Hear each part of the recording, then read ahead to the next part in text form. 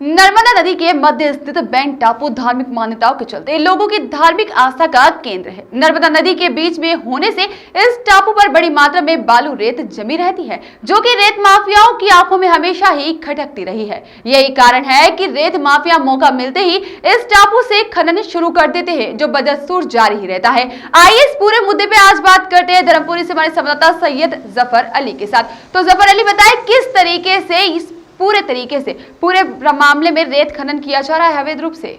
जी बिल्कुल निकिता जी, बताना चाहूँगा कि धर्मपुरी नर्मदा क्षेत्र है और इस पूरे क्षेत्र में जो दो तट है, नर्मदा के दो तट के बीच में एक बेट टापू है।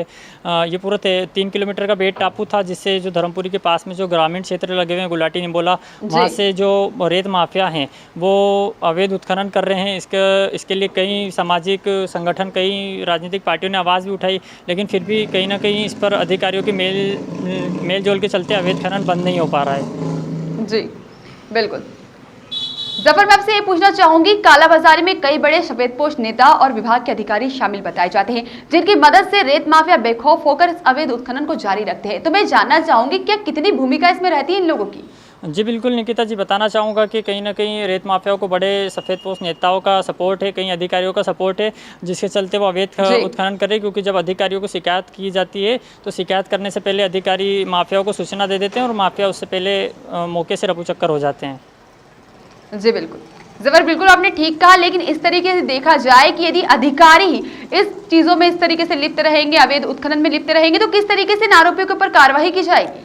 अभी तक तो कोई बड़ी ठोस कार्रवाई नहीं हो पाई है मैम। और ये जो बेट टापू है, इसको जो पानी के बहाव में कट रहा था, इसको कटाव से बचाने के लिए भी धर्मपुरी नगर के नगरवासियों की कई सालों से मांग चल रही थी। और इस मांग के बाद में धार जिला कलेक्टर ने इसके कटाव को रोकने का काम भी शुरू करा है, लेकिन कहीं ना कहीं अवैध खनन को अधिकारी नकार रहे हैं। जी बिल्कुल।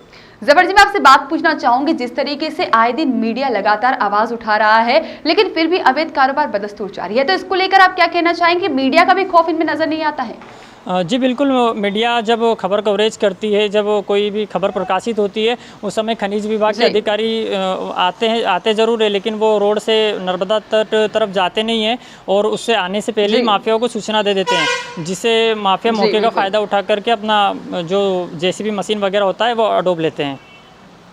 जी बिल्कुल।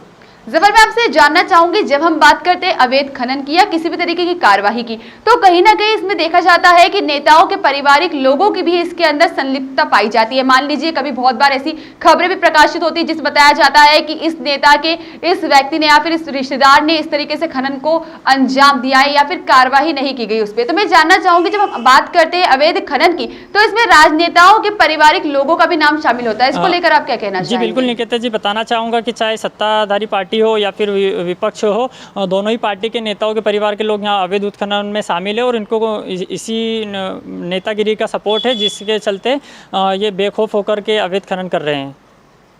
जी बिल्कुल। जबर जी, मेरा आखिरी सवाल आपसे ये है, जब हम बात करें प्रशासनिक अधिकारियों की, तो इनकी संलिप्तता कहीं ना कहीं विषय बनी रहती है, कहीं ना कहीं प्रश्नवाचक चिन्ह तो लगाती है, लेकिन हम बात करें जब इसकी खानापूर्ति की, जब खानापूर्ति कर रोड पर घूमकर वापस लौट जाते हैं और कहीं ना कहीं दिखावे के लिए सिर्फ एक आधी ट्रक को जब्त कर लिया जाता है रॉयल्टी के नाम पे, या किसी भी तरीके से कार्यवाही को अंजाम दिया जाता है, इसमें कितनी सत्यता रहती है? जी बिल्कुल निकिता जी, बताना चाहूँगा कि जब से एनजीटी लागू हुई है तभी से यहाँ पर बेखौफ अवैध उत्खनन हो रहा है। कई बार खनिज विभाग की टीम मौके पर आई भी, लेकिन अभी तक कोई ठोस कार्रवाई नहीं हुई है। अभी तक कोई भी वाहन पर राजसात की कार्रवाई नहीं हुई है, सिर्फ एक खानापूर्ति करके अधिकारी यहाँ से लौट जाते हैं। जी बिल्कुल। सर जी, आपका बहुत बहुत धन्यवाद हमसे जुड़ने के लिए। ठीक। रात होते ही रेत माफिया बेखौफ बेंट टापू से रेत का खनन शुरू कर देते हैं और सुबह तक लगभग 15 से 20 ट्रकों द्वारा सैकड़ों ट्रॉली से रेत का खनन और परिवहन किया जाता है। लेकिन इसमें कहीं ना कहीं राजनेता और प्रशासनिक अधिकारियों की मिलीभगत के संकेत भी मिलते ही रहते हैं, और जबकि मीडिया लगातार खबर दिखाने के बाद भी अधिकारियों का मौन रहना भी प्रशासन पर कई सवाल खड़े कर